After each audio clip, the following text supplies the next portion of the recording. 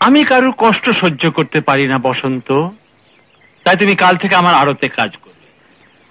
যতীন, আগে কর্তা, এই না, এই না 50 টাকা আগাম। 50 টাকা? আরে আপনি তো দেবতা মালিক। আমি সকলের ভালো করতে চাই বসন্ত, আর তোমার ভালোর জন্যই আমি তোমাকে কিছু উপদেশ দিতে চাই। হ্যাঁ বলুন। ওই যে ঘন আছে না, ঘনা ঘনা, ও ওই ঘনশ্যাম? 1 নম্বরে 5 হ্যাঁ? হারামজাদা।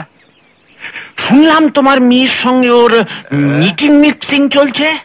সেটা আবার কি? বুঝলে না? না তো। লটঘট লটঘট। কিন্তু ও তো ছেলের মতো, সেই ছোটবেলা থেকে বাড়িতে আসে যায়। তবু সাবধানের মান নেই। মেয়ের উঠতি বয়স, একবার যদি পা হড়কায় সারা জীবন কেঁদে কুল পাবে না। তা আমি বলছিলাম কি, মেয়েটাকে কোন একটা কাজে কর্মে লাগিয়ে দাও। একে কাজকর্ম? হ্যাঁ, কাজকর্ম আমার বাড়িতেই রয়েছে।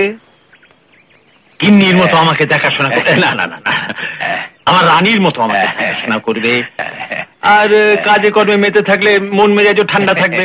খাঁটি কথা, আমি আজই বলবো তাকে। Very good. তবে মনে রেখো, ডটার ইয়াং হয়েছে, যা কিছু বলবে ঠান্ডা মাথায় বুঝিয়ে নাম যতীন। আগে কর্তা, এইটে তোমার মাথার ঠান্ডা নাম হই।